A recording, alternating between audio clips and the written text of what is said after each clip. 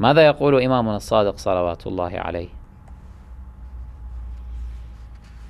يقول إمامنا الصادق عليه السلام كما رواه شيخنا الكليني في الكافي الشريف، يقول: للتقية مواضع، دقق، للتقية مواضع، لا أن لها عموما أحواليا واستغراقيا، وإنما لها مواضع. للتقية مواضع، من أزالها عن مواضعها لم تستقم له. وتفسير ما يتقى مثل أن يكون قوم سوء ظاهر حكمهم وفعلهم على غير حكم الحق وفعله، فكل شيء يعمل المؤمن بينهم لمكان التقية مما لا يؤدي إلى الفساد في الدين فإنه جائز.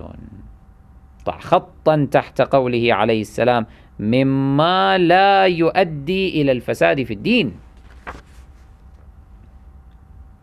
فكل شيء يعمل المؤمن بينهم لمكان التقية مما لا يؤدي إلى الفساد في الدين فإنه جائز. إذن إذا علم المؤمن أن سكوته عن بيان الحق ونكوصه عن المجاهرة بالبراءة يوجب حصول التباس في عقائد المؤمنين، ويوجب حصول انقطاع في مسيرة التبري بما يهدد إلى إلغاء هذا الركن العقدي كلية، إذا علم المؤمن ذلك فحين ذاك لا يجوز لهذا المؤمن أن يعمل بالتقية، لأن هذا يؤدي إلى وقوع فساد في الدين، فلا يجوز له أن يعمل بالتقية. هذا إن كان هناك موضوع للتقية، أي إن كان هناك ما يبيح الأخذ بالتقية من الظروف الموضوعية، فكيف إذا لم يكن كما في زماننا على الإجمال؟ أنا لن أستغرق هنا في بحث التقية،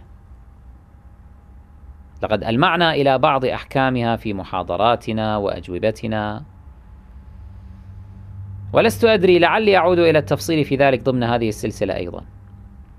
إنما أردت أن أطوي هنا ما يمكن أن يتذرع به الجاهل من أحاديث التقية لإيجاب السكوت عن محاربة الباطل ورموزه، أو حين يدعي الجاهل أن أئمتنا عليهم السلام أمرونا بالكف والإمساك. المهم هنا أن تفهموا أن هؤلاء الجهلة يستدلون بما هو الاستثناء لا بما هو القاعدة. القاعدة أو الأصل هو إعلان التبري وإظهاره، ويتحقق ذلك من جملة ما يتحقق به بالنيل من رموز الباطل.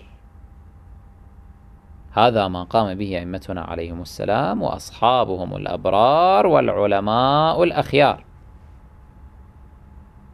فالذي يأتي من هؤلاء الجهلة ويتذرع بأن في موقف كذا أمر الإمام عليه السلام بالكف والإمساك، أو في حديث كذا أمر الإمام عليه السلام بالتقية، أو أنه في القصة الكذائية كان العالم الفلاني قد منع من سب أئمة القوم، الذي يأتي ويقول لكم ذلك أجيبوه بهذا القول، قولوا له: قد أضحكتنا على جهلك، أضحكتنا على جهلك،